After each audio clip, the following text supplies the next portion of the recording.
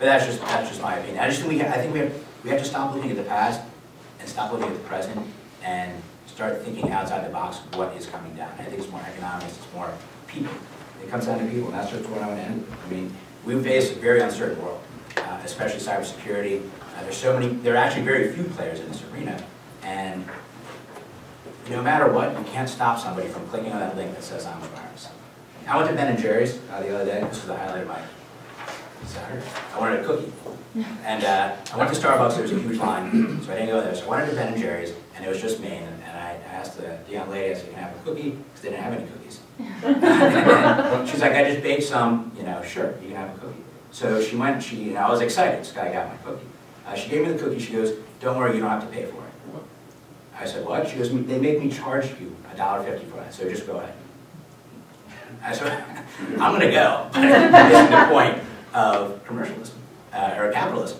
And so a lot of people do miss the point of security, right? So they're going to sit there and they're just going to say, you know what, somebody else is going to figure this out, I'm going to go ahead and click on this link. But I enjoyed that cookie, it was really good. I even posted it on my Facebook. So if you have any questions, I think we have about 5 or 10 minutes left. If you'd like to ask any questions. I had a question. Sure. You mentioned that you brought the whole agency in when you wanted to socialize and change. How was that perceived? You know, what was the negative feedback, and how did you counter that, or if there was any negative feedback? It was actually the director that decided that was the way to do it. As Paul mentioned, the CBO is an extremely academic culture. I mean, and CHIRAG is the same thing there, is where you have essentially fiefdoms. Everybody thinks that their area is theirs to manage and control, and they don't really care what anybody else says. So the director decided that the best way to get the message across was to get everybody together and talk about the problem and get them involved in it. And it was exactly the right answer, because all we had been getting before was resistance. You know, we want to try to do this, and like Paul said, you know, the pitchforks come out, and you know, he has ideas. But it really has worked well, and I think that and one of the things that we did also was our director has a security clearance, so we arranged to get him an hour of time with NSA for a one-to-one briefing, so he understood the threat. So he has that buy-in. I mean, but it's also risk versus benefit too. It's like, okay, Paul says I'm going to do this. Well, how big of a threat is it? What's going to buy us? But once we got that buy-in from him, and he decided to go ahead and have the town hall meetings, it was like everybody understood, and I think that's what was important. I had a question.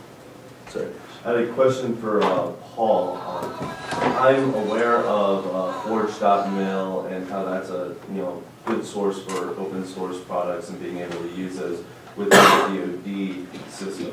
I was wondering what type of process or challenges you would run into by implementing an open source operating system and maintaining the security policy for that, or accrediting it, anything like that. Risk and benefit. We didn't do a lot of accreditation on Ubuntu Box. We locked it down with a firewall. The main thing was we did not want to have to worry as much about users clicking those emails at home, their kids getting on Facebook and downloading apps to a Windows box that's going to get infected.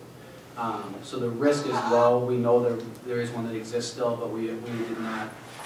We took it out of the box. We really did, and which for us was a lot safer than than the user's home computer. I mean, tenfold. It was a lot safer. So one day we may go back as Linux starts getting attacked more heavily, and more exposures are there, and then change the security posture. But right now it's pretty much out of the box.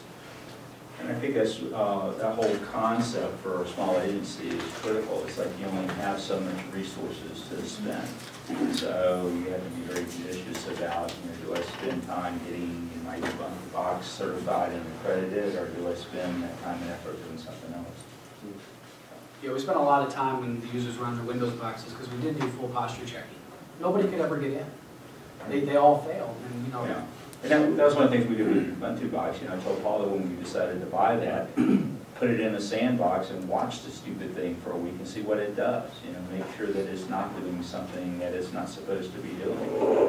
So you do take some action and make sure that it's not doing something stupid, but there's a limit to what you can do.